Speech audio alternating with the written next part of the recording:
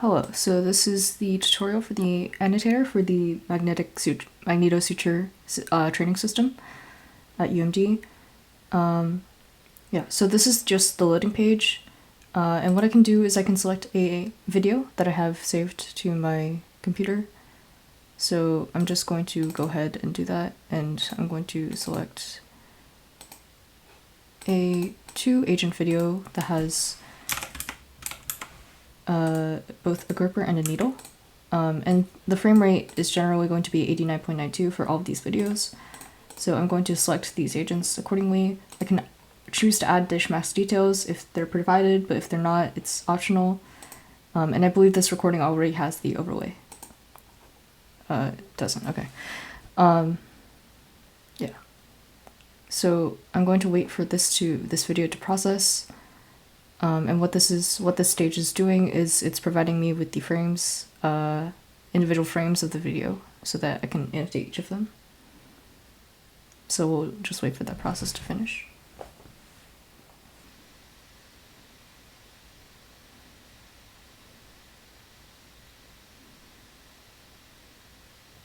Alright. So once all the frames have been collected, this move on button will appear. And you'll see this page.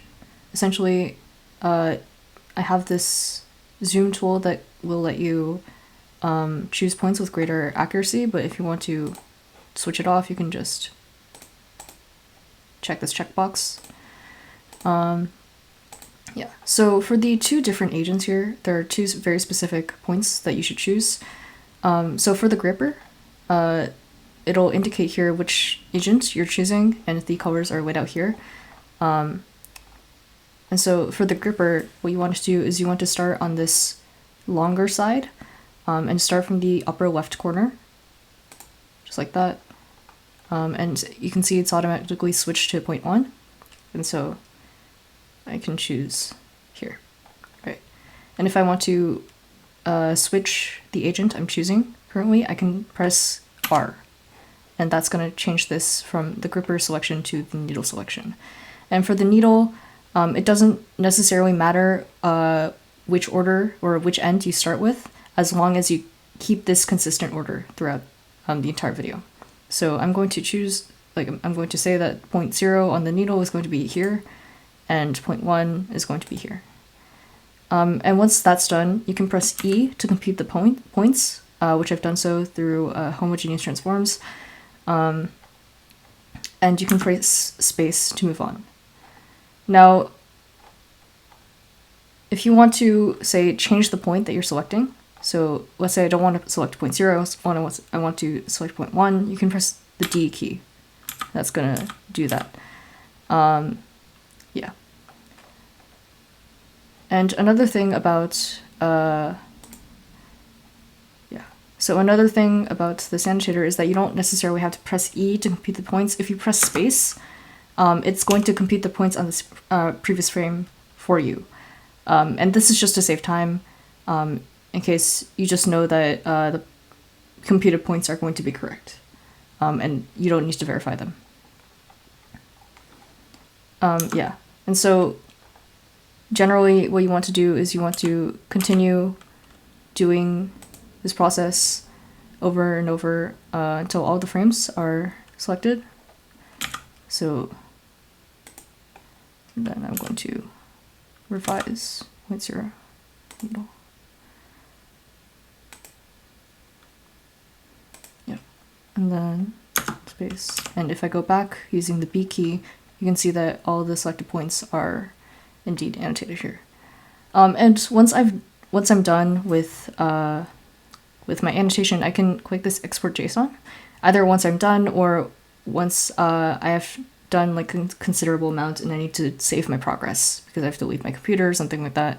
I can click export JSON, and what this was going to do is it's going to save all of the data so far collected in a JSON file.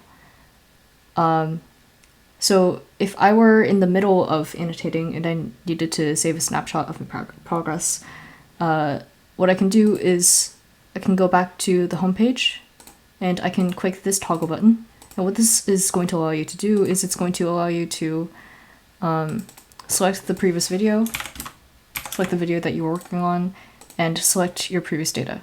So for me, this is just the data.json file. Yeah. And once I submit and I wait for this to process again, it'll leave me at the same annotation page with all of my previous data that I saved.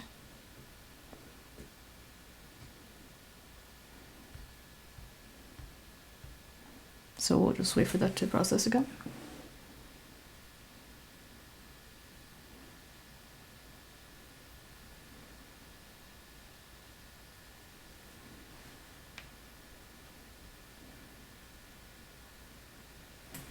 Usually the processing time depends on how much RAM you have on your computer, since this is all based on the browser and the browser's capabilities. So if it takes a while, don't worry, it'll sort itself out at some point. If this video is being shown, then that means the annotator is working, or the frame segmenter is working.